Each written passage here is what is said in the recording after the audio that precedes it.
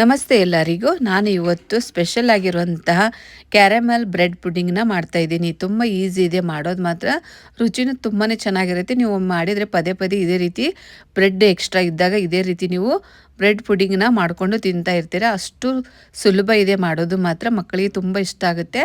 ಇವಾಗ 8 ಬ್ರೆಡ್ ಪೀಸಸ್ನ ತೊಗೊಂಡಿದ್ದೀನಿ, ಚಿಕ್ಕದಾಗಿ ಕಟ್ ಮಾಡಿ ಮಿಕ್ಸರ್ ಜಾರಿಗೆ ಹಾಕ್ತಾಯಿದ್ದೀನಿ. ಒಂದು ಚಿಕ್ಕ ಬೌಲಿಂದ 1 ಬೌಲಷ್ಟು ಸಕ್ಕರೆನ ಸೇರಿಸ್ತಾ ಇದ್ದೀನಿ. ಇವಾಗ ಅದೇ ಬೌಲಿಂದ 2 ಬೌಲ್ ಆಗೋಷ್ಟು ಹಾಲನ್ನು ಹಾಕ್ತಾಯಿದ್ದೀನಿ. ಇವಾಗ ಫ್ಲೇವರ್ಗೋಸ್ಕರ ನಾನು ವೆನಿಲಾ ಎಸೆನ್ಸನ್ನು ಹಾಕ್ತಾಯಿದ್ದೀನಿ. 3 ಇಂದ 4 ಡ್ರಾಪ್ಸ್ ಅಷ್ಟು ವೆನಿಲಾ ಎಸೆನ್ಸನ್ನ ಹಾಕ್ತಾಯಿದ್ದೀನಿ. ಇವಾಗ 1 ಎಗ್ಗನ್ನು ಹಾಕ್ತಾಯಿದ್ದೀನಿ. ನೀವು ಬೇಕಂದರೆ 2 ಸೇರಿಸ್ಕೋಬೋದು, ನಾನು 1 ಹಾಕ್ತಾಯಿದ್ದೀನಿ ಎಗ್ಗನ್ನು.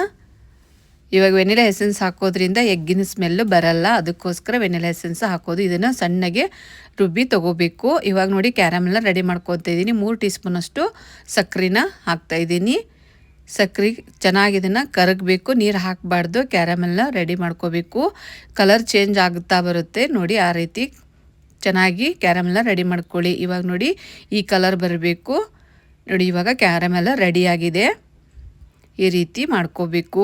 ಇವಾಗ ನೋಡಿ ಒಂದು ಬೌಲಿಗೆ ಅದನ್ನು ಹಾಕ್ತಾಯಿದ್ದೀನಿ.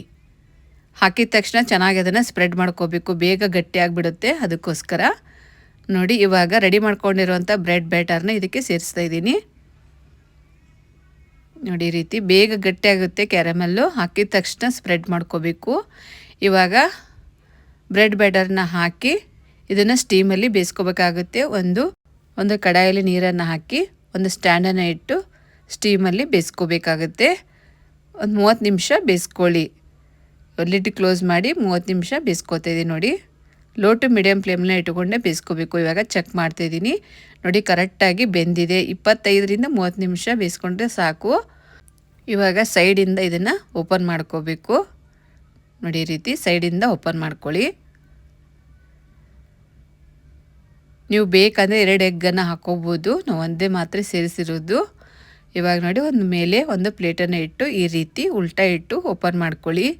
ತುಂಬ ಚೆನ್ನಾಗಿ ಬರುತ್ತೆ ನೋಡಿ, ಎಷ್ಟು ಚೆನ್ನಾಗಾಗಿದೆ ಅಂತ.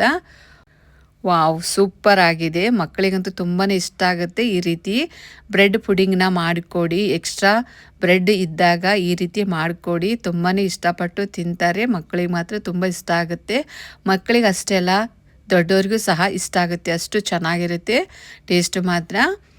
ತುಂಬಾ ರುಚಿಯಾಗಿರುವಂತಹ ಕ್ಯಾರಮೆಲ್ ಬ್ರೆಡ್ ಪುಡಿಂಗ್ ರೆಡಿಯಾಗಿದೆ ನೋಡಿ. ವಿಡಿಯೋ ಇಷ್ಟ ಆಯಿತು ಅಂದರೆ ಲೈಕ್ ಮಾಡಿ, ಶೇರ್ ಮಾಡಿ ಮತ್ತು ಸಬ್ಸ್ಕ್ರೈಬ್ ಮಾಡೋದನ್ನು ಮರಿಬೇಡಿ.